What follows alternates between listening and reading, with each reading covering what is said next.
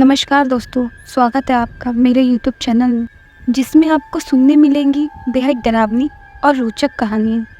यदि आपको मेरे वीडियोस पसंद आए तो इस चैनल को सब्सक्राइब और मेरे वीडियो को लाइक ज़रूर करें।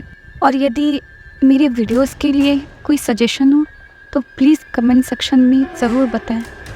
आज की कहानी का नाम है श्राप। तो चलिए शुरू करते हैं। मैंने देखा मेरे बक्से में से एक गुड़िया निकली, वही गुड़िया जिसे मैंने भावनाओं से जुड़कर उसे संभाल कर रखा था।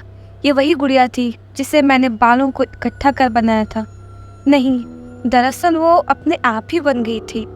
वही गुड़िया बक्से में से बाहर निकली। गहरी रात, झमाझम बारिश और गर्भनाल से जुड़ी हुई बच्ची मुझे लगातार रो रही थी, साथ ही शरीर के असहनीय दर्द। मैं ज़्यादा देर तक होश में नहीं रह सकी और मारे आतंक और दर्द के मैं बेहोश हो गई। मेरी नींद सिर्फ सुबह ही खुली थी। सामने माँ मेरी छोटी सी प्राची को लेकर बैठी थी और दाई माँ भी मेरे जागने का इंतज़ार कर रही थी। सब लोग खुसर फुसर कर रहे थे कि सुब्रतो दास मेरी दोबारा से बेटी होने की वजह से मुझे चोटी लेकर यहाँ से भाग गए हैं। दाई जब मेरे पास आई थी तब तक मैं बेहोश हो गई थी और सुब्रतो दास अगल बगल कहीं नहीं थे। इसी से सब अंदाज़ा लगा रहे थे कि वो भाग गए हैं, लेकिन वो तो हमें ही मारने को आतुर हो गए थे। मैंने झट से अपने उस बक्से को खोल कर देखा जिसमें वो बालों वाली गुड़िया थी, तो देखा वो वहीं पड़ी थी। फिर क्या, कल रात में जो मैंने देखा वो मेरा भ्रम था? लेकिन जब मैंने गौर से गुड़िया को देखा तो उसमें खून लगा था। इसका मतलब गुड़िया के रूप में मेरी प्रज्ञा यहाँ आई थी और उसने ही मेरी और अपनी बहन की जान बचाई थी। मुझे उम्मीद थी कि जल्द ही सुब्रतो की लाश कहीं से पुलिस को मिलेगी और सबका भ्रम टूटेगा कि वो जिंदा है। लेकिन ना कभी उसकी लाश मिली, ना वे कभी लौट कर आए। मैंने भी उस रात की गुड़िया वाली बात किसी को नहीं बताई, लेकिन उस गुड़िया को मैं हमेशा अपने पास संभाल कर रखती हूँ और मेरे हर बुरे वक्त में गुड़िया हमेशा मेरी मदद करती है। धीरे धीरे फिर प्राची बड़ी हुई और अब तो वो आगे की पढ़ाई के लिए बाहर रहकर ही पढ़ाई कर रही है। बीते जीवन से बाहर निकल गई हूँ अब, लेकिन प्रज्ञा की यादों से बाहर आना आज भी नामुमकिन है। सब कुछ बेहद खूबसूरत होता अगर मेरे पति के सर पर बेटा पाने का भूत सवार न होता, लेकिन उनकी ये मानसिकता उन्हें उनके परिवार से ही मिली थी। सुना था मेरे ससुराल वाले भी बेटियों को पसंद नहीं करते थे। खैर, मैं खुश हूँ अपनी प्राची के साथ, लेकिन प्रज्ञा के यूं चले जाना मुझे भीतर से खोखलेपन का एहसास करवाता है।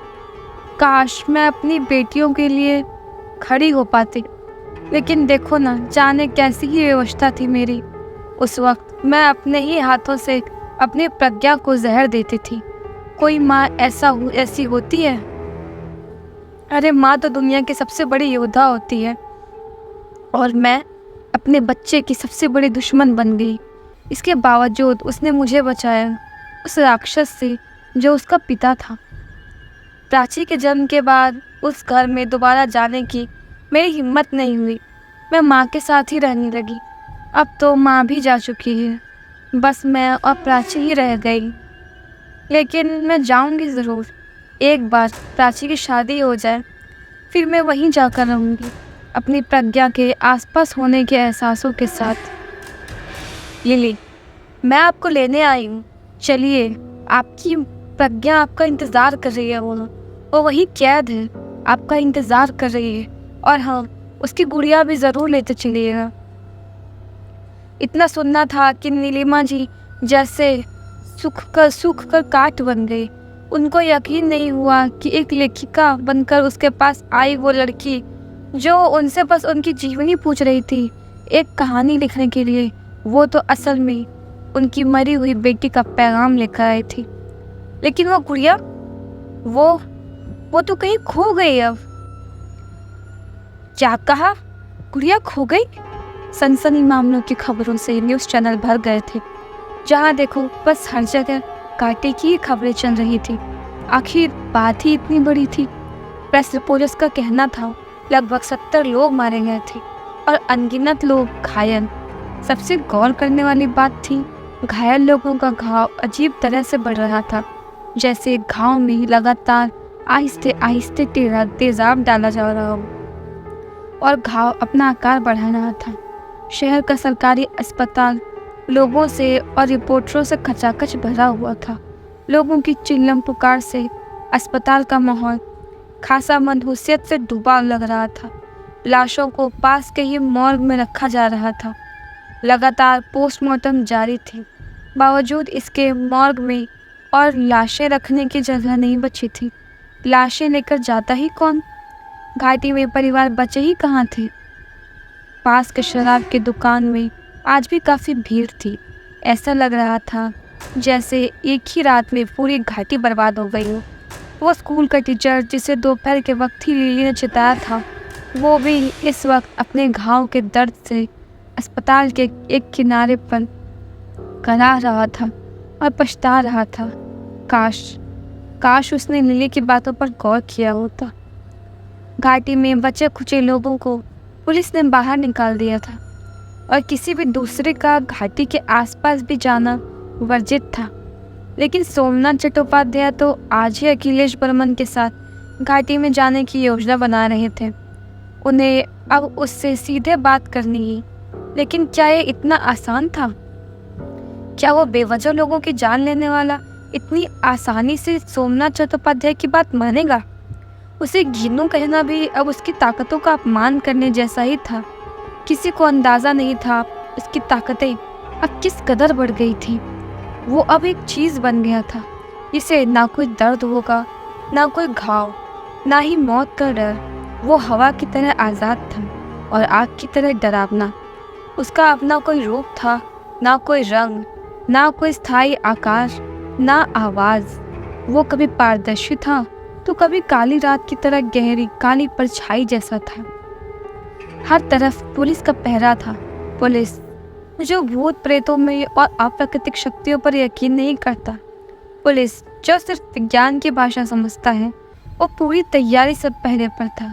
उसका मानना था ये काम किसी जंगली जानवरों के समुदाय का था जो घाटी में जा घुसी है। दिन में तो वे नहीं मिले, लेकिन रात जरूर वे सब एक बार और शिकार पर निकलेंगे। पुलिसिया दल अपने साथ विस्फोटक सामान और बंदूकों के साथ आए। लेकिन काश ये काम तब हुआ होता जब वो महज घिनू हुआ करता था, जब उसकी ताकतें सीमित हुआ करती थी। तब उसे वाकई एक जंगली जानवर समझा जा सकता था। लेकिन अब उसको पकड़ पाने की उम्मीद करना ही बेवकूफ़ी भरा था। रात के अंधेरे में घाटी खुद एक दानव की तरह नजर आ रही थी। चिलमिलाते झालरों से डूबे लोगों की हंसी ठिठोली से लबरेज वही घाटी आज मरघट सा सन्नाटा ओढ़े बैठा था। लेकिन सोमनाथ चट्टोपाध्याय की हिम्मत को दाद देनी चाहिए।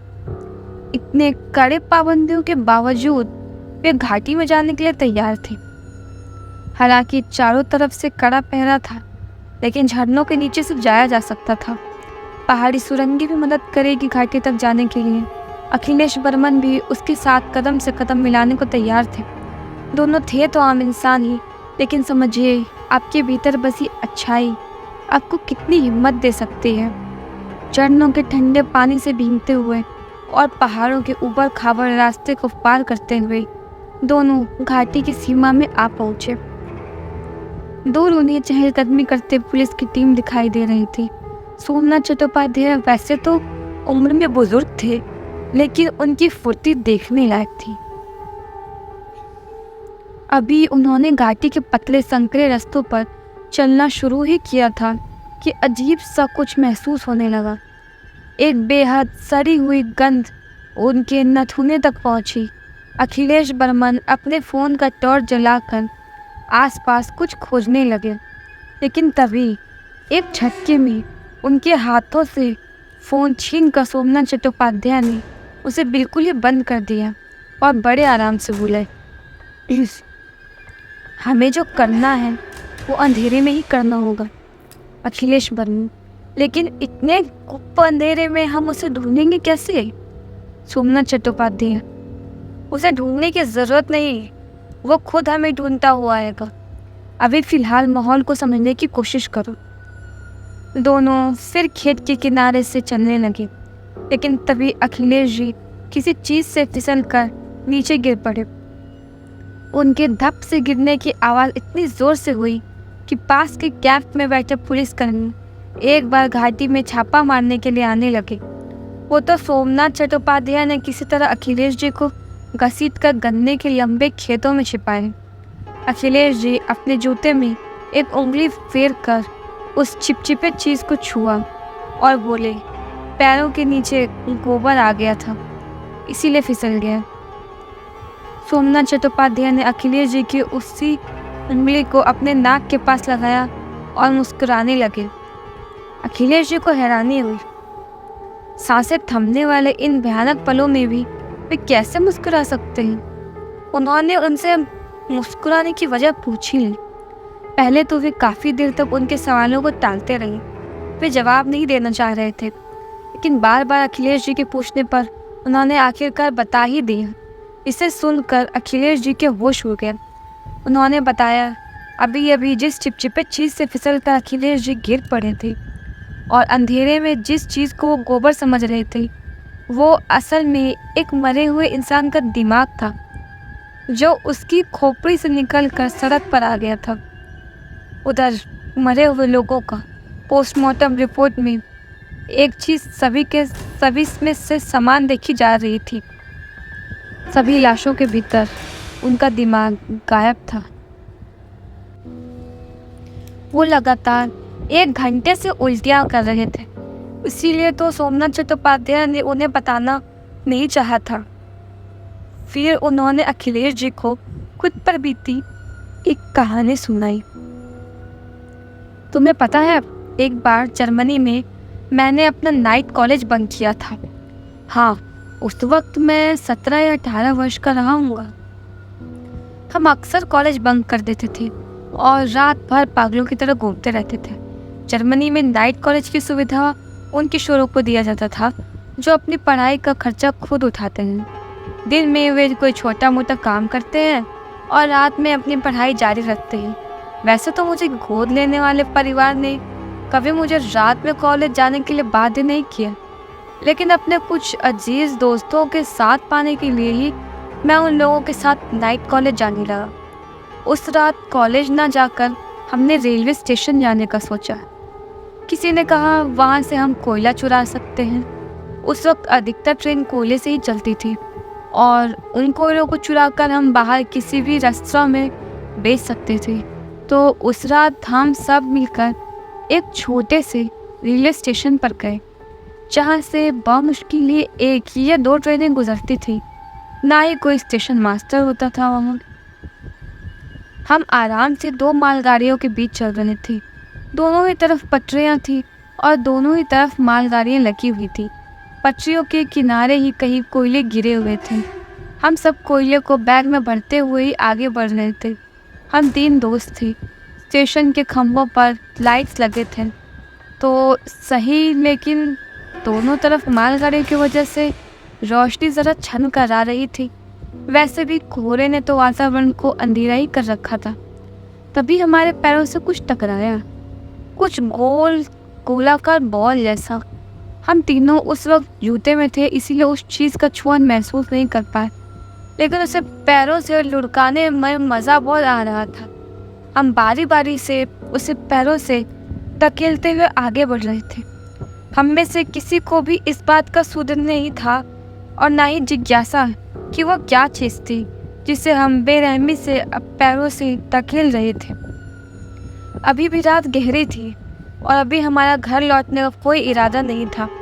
उस रात ठंड भी कमाल की थी। तभी लगभग 2 मालगाड़ियाँ खत्म हो गई और हम दोनों पटरियों के बीच खड़े थे। पीछे मुड़कर देखा तो स्टेशन काफ़ी पीछे छूट गया और छूट गई थी स्टेशन के खंभों से मिलने वाली थोड़ी बहुत रोशनी भी। बातों बातों में हम काफ़ी आगे निकल आए थे।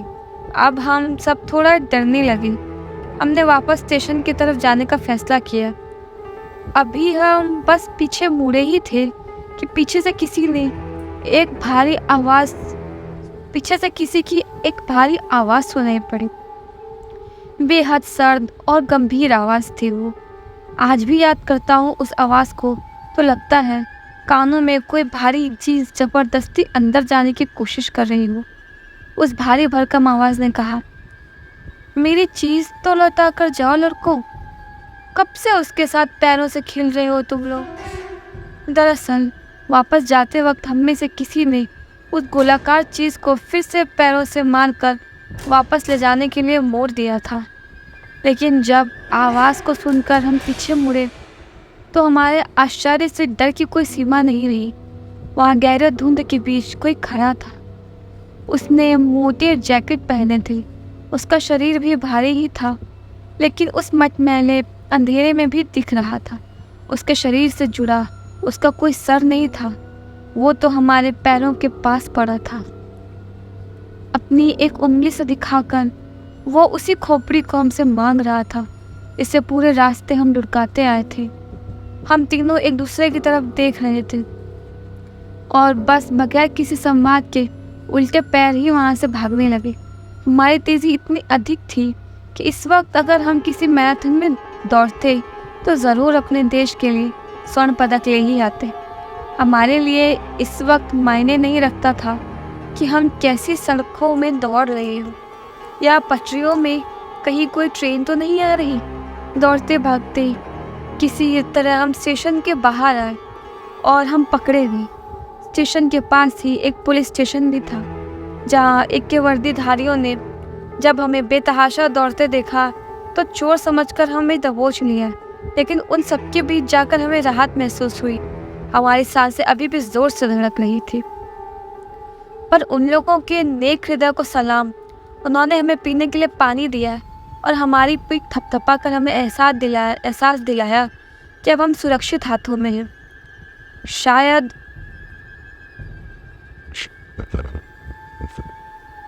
उन लोगों को भी अब तक एहसास हो गया था कि हम सब चोरी करके नहीं भाग रहे थे, बल्कि किसी खौफनाक चीज़ से भाग रहे थे। हालांकि चोरी तो हमने वाकई की थी, लेकिन फिर भी ये उतनी बड़ी चोरी नहीं थी कि जिससे हमें भागना पड़े।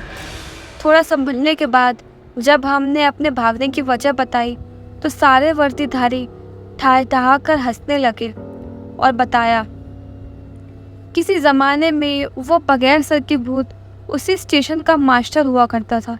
लेकिन दूसरे विश्व युद्ध के दौरान नाज़ियों के यहूदियों पर किए गए अत्याचार और जनसंहार के वक्त लंबे वक्त तक गुप्तावास में गए। हाँ,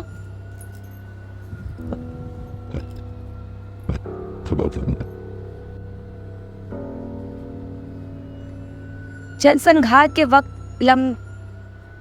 लंबे वक्त तक गुप्तावास में गए यहूदियों को एक रात इसी स्टेशन मास्टर ने तरस खाकर स्टेशन के किसी पुराने ट्रेन में पनाह दी थी। वे खुद एक नाज़ी जाति के थे, लेकिन उन्होंने यहूदियों के प्रति दया दिखाई थी। यही उनकी सबसे बड़ी गलती थी।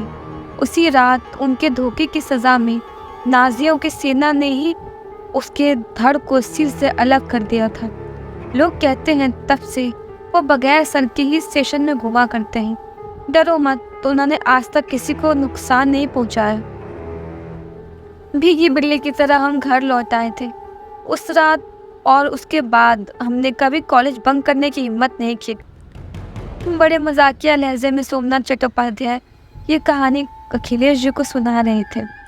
उन्हें कहाँ खबर थी, उन दोनों के अलावा भी वहाँ कोई और भी था जो उन्हें सुन रहा था। और तभी तीसरे ने उन दोनों को लगभग घसीटते हुए खेत के बीच से कहीं दूर ले जाकर पटका, जहाँ डर के मारे कांप रहे थे अखिलेश जी। वही सोमनाथ चट्टोपाध्याय मंद मंद मुस्कुरा रहे थे।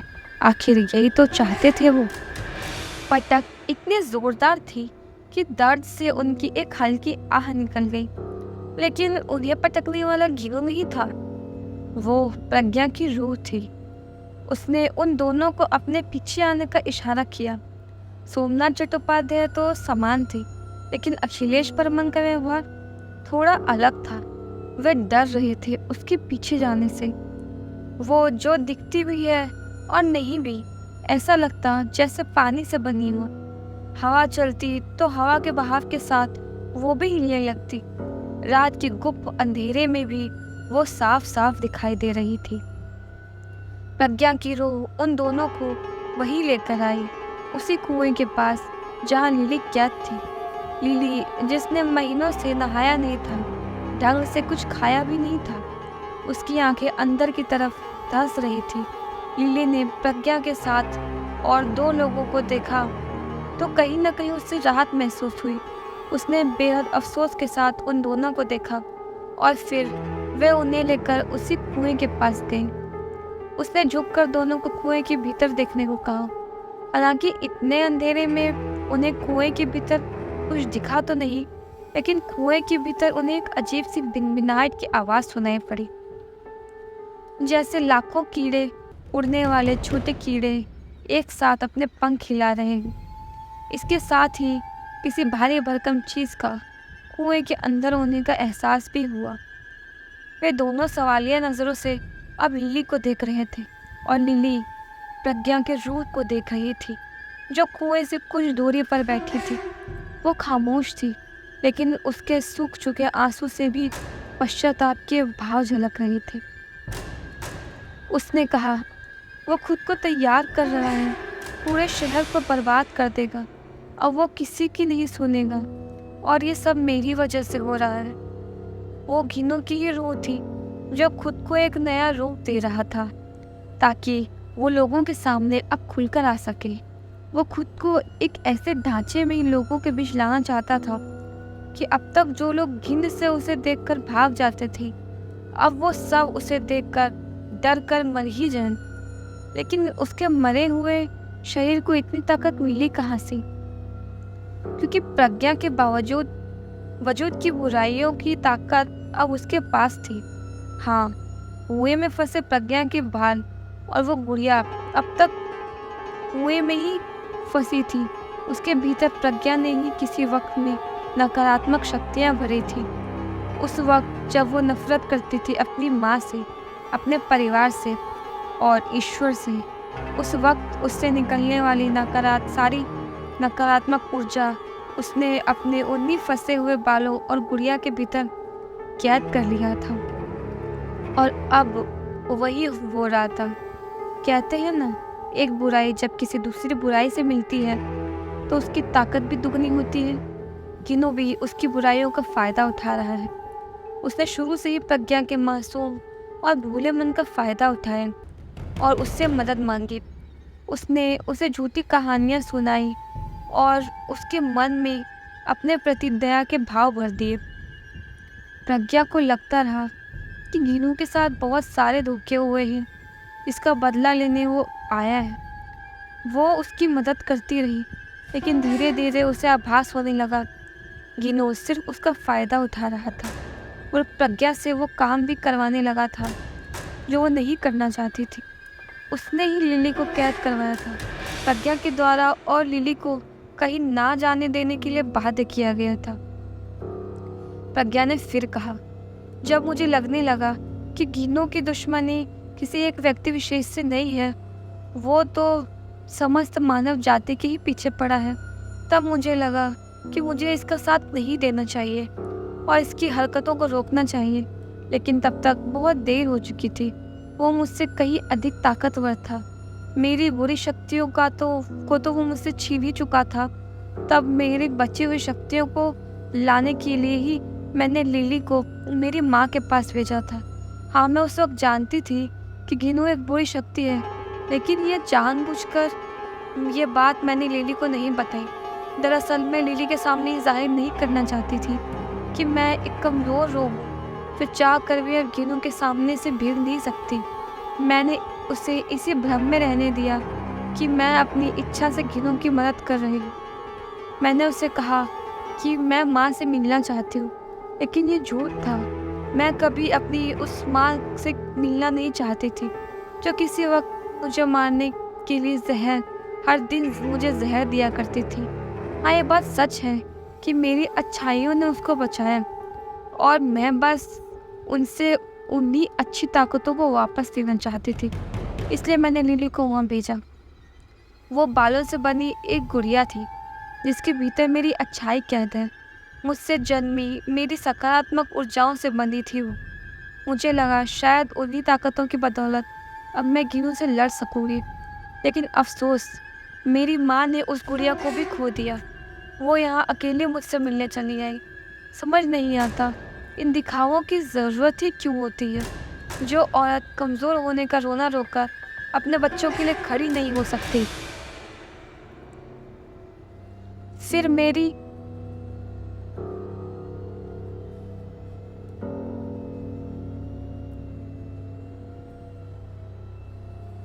उसकी मौत की वजह बन जाती है।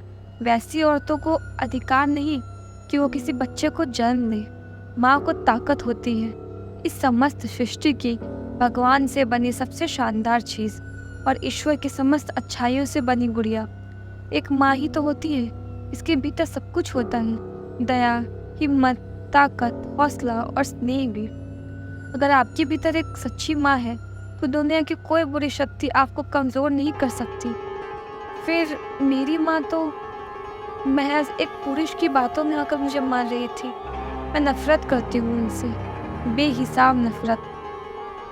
प्रज्ञा की बातें सुनकर वहाँ सबकी आंखों पनीली हो गई। अखिलेश बर्मन एक बार फिर अपने आप को पश्चाताप के एक विशाल समुद्र के बीच फंसे हुए पा रहे थे। उन्होंने भी तो एक महान माँ से उसकी औलाद को छीन लिया था। उन्होंने अपने हथेलियों से अपने आँखों को छिपा लिए। वे अपनी पत्नी के सामने जाकर फूट फूट कर रोना चाहते थे, उनसे माफ़ी मांगना चाहते थे। सोमनाथ चट्टोपाध्याय भी इस वक्त एक गहरी सोच में थे। वे सोच रहे थे, ना जाने वो भी कैसी माँ थी जिसने उन्हें जन्म देकर छोड़ दिए। ना जाने उसकी कोई मजबूरी थी या कोई और वजह। और उनके जीवन में आए वो मौ कितने महान थे जिसने उन्हें जन्म ही नहीं दिया, लेकिन दूर एक देश ले जाकर उन्हें एक शानदार जीवन दिया। उनको मन हुआ वो खुद को उनकी उसी महान माँ के पैरों के पास झुकाकर उनके पैरों को छू ली। वे उस वक्त उनकी माँ के शीतल स्पर्श को पाने के लिए मचल उठी, लेकिन ये कहाँ संभव था। वो तो कब की जा चुकी थी। उसे कोई शक्ति मार नहीं सकती। उसे बस एक चीज़ खत्म कर सकती है, वो है छल। हाँ, छल से ही उसे मारा जा सकता है, क्योंकि उसका जन्म ही उसके किए धोखे से हुआ है। लेकिन उसे छलने से पहले उसका विश्वास पात्र भी बनना होगा। लेकिन उसके इतने करीब भला कौन जा सकता है। थोड़ा सा परेशान होकर अखिलेश बर्मन ने कहा, तुम। बड़े आसान से सोमनाथ चट्टोपाध्याय ने जवाब दी। क्या कहा? लेकिन मैं कैसे? और मैं ही क्यों? क्योंकि तुमने ही उसके सबसे बड़े दुश्मन को मारा है। तुम्हारा बेटा वही था जिसने इतने दिनों तक उसे रोक रखा था।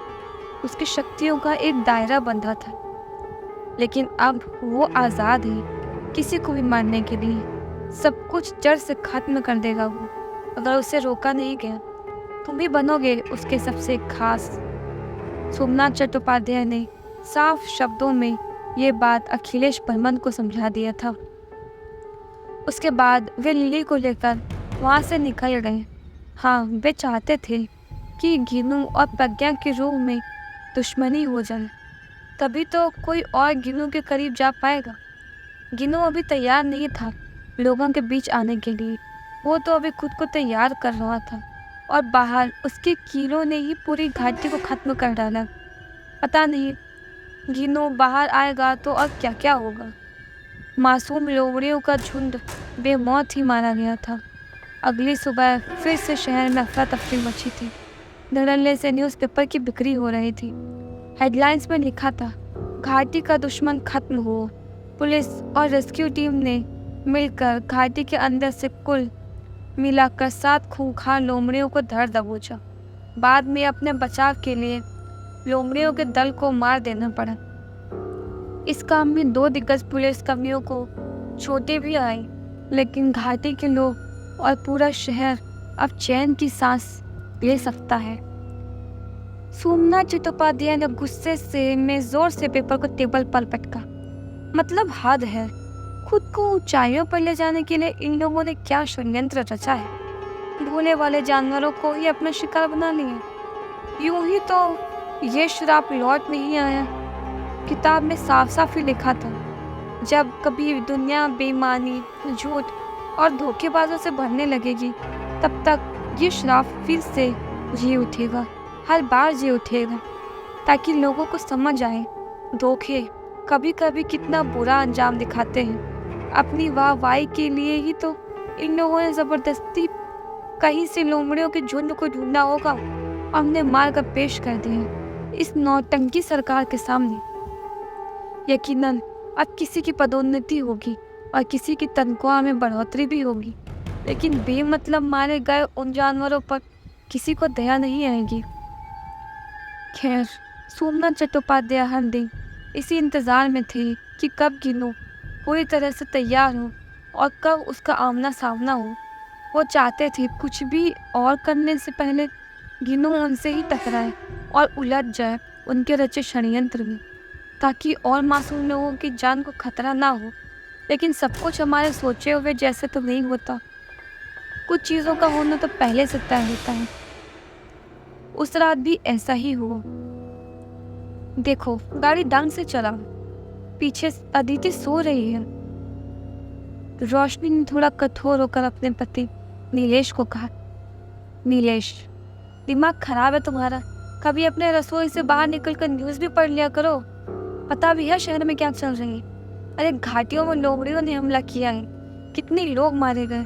वो तो अच्छा है हमारे पुलिस टीम ने लोमड़ियों को अगले दिन ही पकड़ लिए, वरना रात में इन रास्तों से गुजरना असंभव ही था।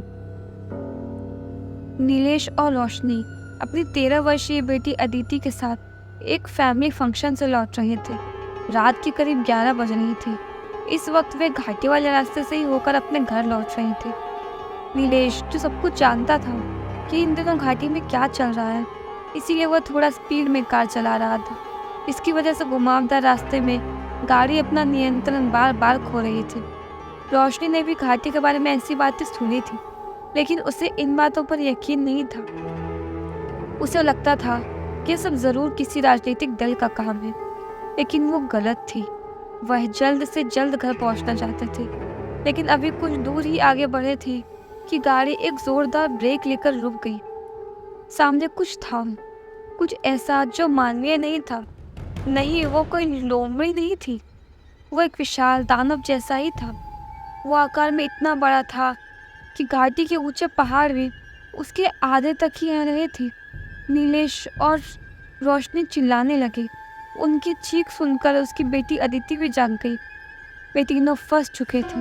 उन्होंने देखा उस विशालकाय जानवर जीव के पीछे से और भी कुछ था।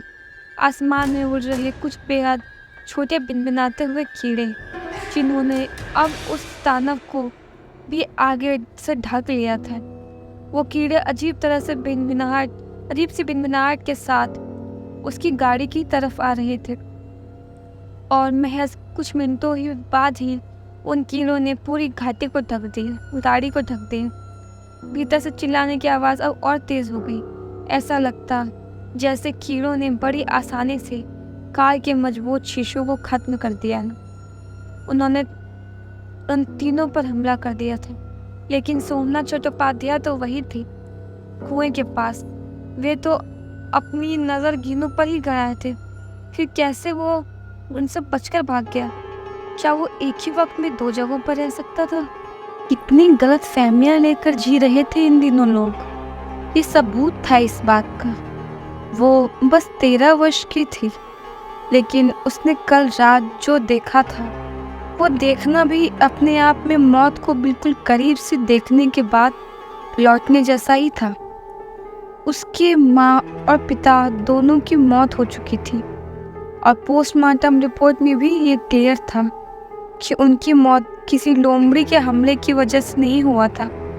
और इस बार तो उसने साफ साफ अपनी आंखों से देखा था। वो जिंदा थी, लेकिन लगातार रह रहकर वो कांप उठती।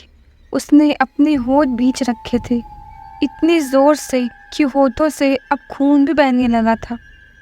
उसकी आंखें पत्थर के समान कठोर और भावहीन हो गए थे। ऐसा लगता जैसे वो कुछ भी सोचने और समझने की अपनी शक्ति खो चुकी है। ले देकर कह सकते हैं कि अदिति इस वक्त एक गहरे सदमे में थी। वो किसी को भी कुछ बता सके इस हालत में तो हरगिज़ नहीं थी। उसकी गाड़ी अपने आगे के हिस्से से बुरी तरह टूट चुकी थी। वो सुबह कुछ लोगों को दिखी थी।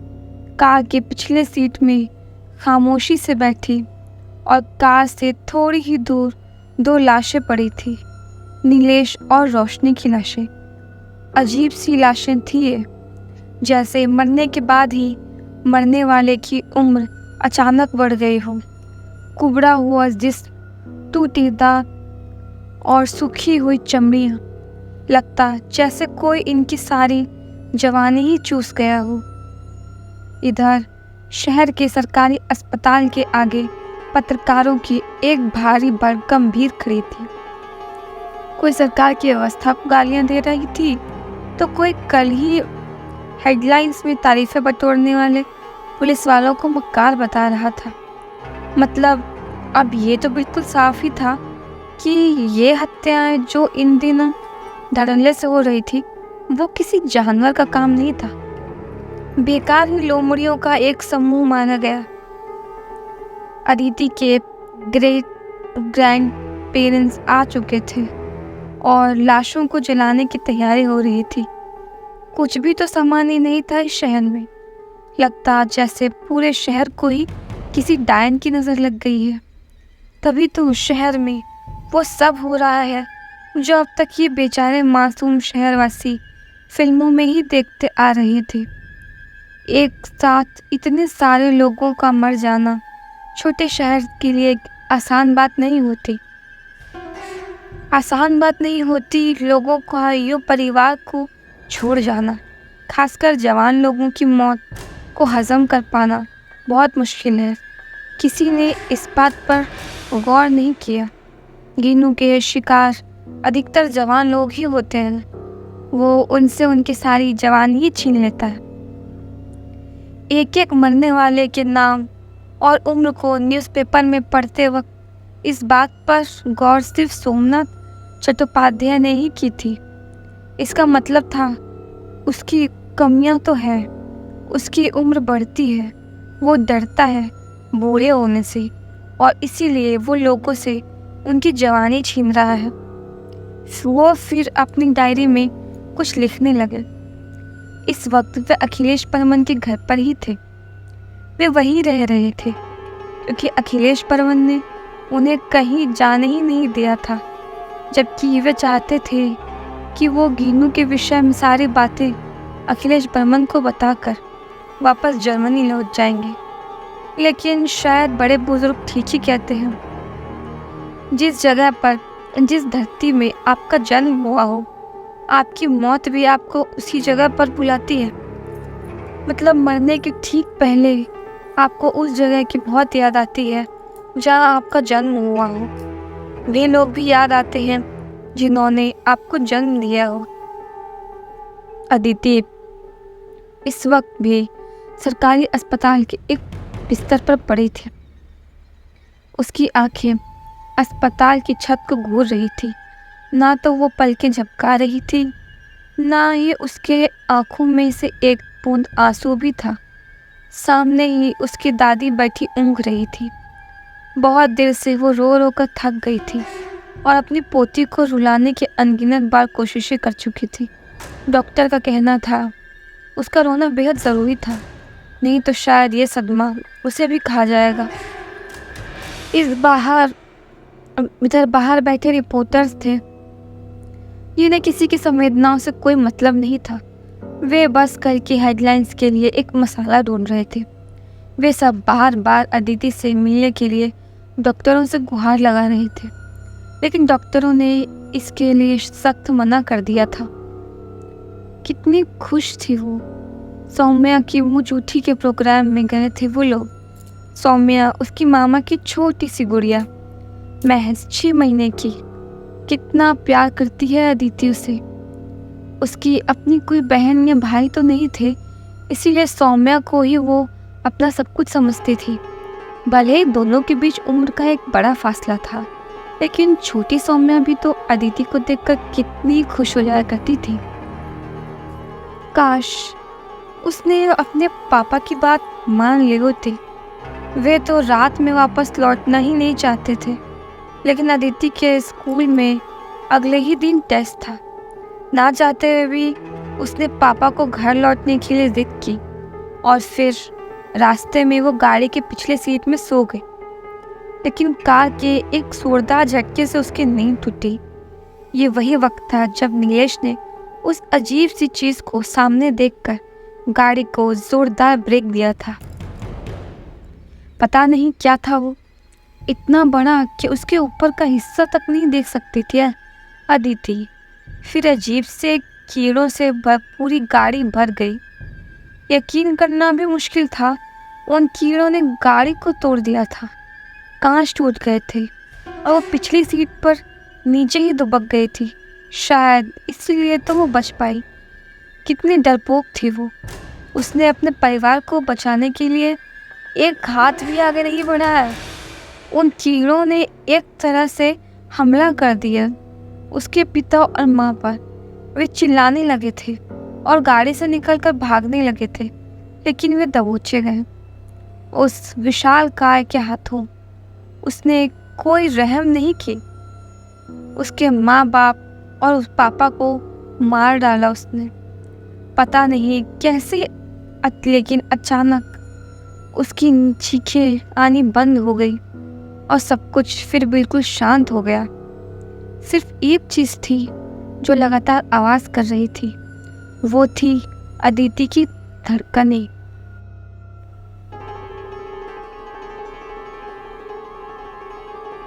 अदिति से हॉस्पिटल में मिलने के बाद सोमनाथ चट्टोपाध्याय को ये पता चल चुका था कि घीनू ने अपनी कैसी बनावट ले ली है। वो आकार बदल सकता है, एक ही समय में 2 या फिर शायद इससे भी ज़्यादा जगहों पर रह सकता है, और वो बूढ़ा हो सकता है। अगर उसे जवान शिकार ही ना मिले तब वो घाटी से बाहर नहीं जा सकता, क्योंकि उसकी सीमाएं वहीं तक हैं। बहुत मुश्किल नहीं हुई थी उन्हें अस्पताल के अंदर जाने में। उनकी वेशभूषा और उनका व्यक्तित्व ही ऐसा था कि उन्हें कोई भी रोक नहीं सका। और अदिति जो अब तक मौन लेती थी, उसके पास जाकर उन्होंने कहा था, मैं आपके पिता का पैगाम लेके आया हूँ। आपको पता है एक माँ बाप के लिए उसकी सबसे बड़ी पूंजी क्या होती है? उनके बच्चे। वे भले ही अपनी जान खो दें, लेकिन अपने बच्चे उन्हें बिल्कुल सुरक्षित चाहिए होते हैं। आपको पता है उस रात आपके पापा ने खुद चाहा था कि आप उस राक्षस के सामने न जाएं। तभी तो वो गाड़ी में आपको अकेले छोड़कर वहाँ से भागने लगे थे, ताकि उस शैतान की नज़रें आप पर ना पड़े। आपने तो अपने माता पिता की सबसे बड़ी उपलब्धि को बचाया है, जिसके लिए आपके पिता और माँ ने आपको धन्यवाद कहा है। अब आप सुरक्षित हैं। अपने भीतर के अपराध बोध से बाहर आइए और उन सपनों को पूरा कीजिए जो आपके लिए आपके परिवार ने देखे थे। ये सब कुछ होना पहले से ही तय है गुड़िया। सब कुछ कैद होती है तारीखों में। आपने कुछ भी नहीं किया। नियति भी तो आखिर कोई चीज़ होती है। अदिति जो अब तक गौर से सोमनाथ चट्टोपाध्याय की बात सुन रही थी, अब वो फूट फूट कर रोने लगी थी। सामने ही बैठी उसकी दादी मुस्कुरा रही थी, लेकिन उसकी आंखें भी आंसुओं से सजीली हो गई थी। अदिति भी अब काफ़ी हद तक सामान्य थी। बहुत देर तक रोने के बाद अब वो शांत थी, लेकिन बीच बीच में उसे हिचकियाँ आ रही थी। बेहिसाब रोने के बाद आने वाली हिचकियाँ। इसके बाद ही उसने सोमनाथ चट्टोपाध्याय को घीनू से उसकी पहली मुलाकात की कहानी सुनाई। सोमनाथ चट्टोपाध्याय जब अस्पताल से बाहर निकलने लगे, तब पत्रकारों का एक बड़ा झुंड उनका ही इंतज़ार करते मिले। क्योंकि अब तक ये बात जंगल में आग की तरह लग चुकी थी कि अदिति ने अपनी कहानी एक बुजुर्ग को बता दी है। इसीलिए सभी मिलकर अपने सवालों के साथ उन पर टूट पड़े। जवाब में उन्होंने बस इतना ही कहा, जवान लोगों को कहना घाटी से दूर रहे। बस फिर क्या था, दूसरी सुबह फिर अखबारों में यही हेडलाइंस भरे थे, जवान लोग घाटी से दूर रहे। हाँ हाँ हाँ ठहठहा कर हंस पड़े थे सोमनाथ चट्टोपाध्याय। आज के अखबार की एक झलक देखते ही वाकई कॉपी पेस्ट करना कोई इन पत्रकारों से सीखे। रात का वक्त था, पुलिस की पहरेदारी फिर घाटी में बढ़ गई थी, लेकिन इस बार भी अखिलेश बर्मन छिपते छुपाते घाटी में उसी कुएं के पास जा पहुंचे। हाँ, इस बार वे अकेले ही थे, उनके साथ सोमनाथ चट्टोपाध्याय नहीं थे। वे कुएं के पास खड़े थे जहां इस वक्त भयानक सन्नाटा था। आधी रात तक वे वहीं बैठे रहे, लेकिन न घीनू का अता पता था, ना प्रज्ञा की रूह भी आज दिखी थी। वे अब घर लौटना चाहते थे। वे उठे और एक बार चारों तरफ नजरें घुमाई, दाएं बाएं, सामने और अपने पीछे। चौंक कर वो 4 कदम पीछे खिसक गई।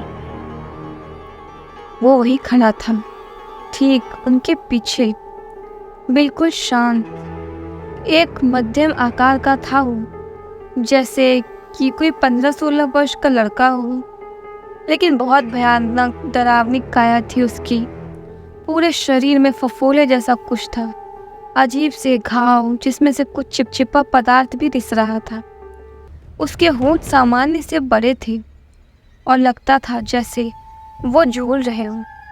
बीच बीच में वे अजीब तरह से हिचकियाँ लेता और इसके साथ ही उसके उन्हीं फफोले घाव में से अनगिनत कीड़े बाहर निकल जाते और इधर उधर भिनभिनाते हुए उड़ने लगते।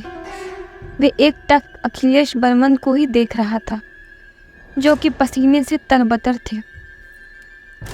फिर उन्होंने ही पूछा, तुम वो वही हो ना जिसने जावेद को मेरे पास भेजा था?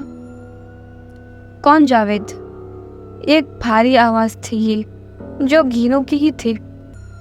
वही जिससे तुमने कहा था मेरे बेटे को ढूंढने के लिए।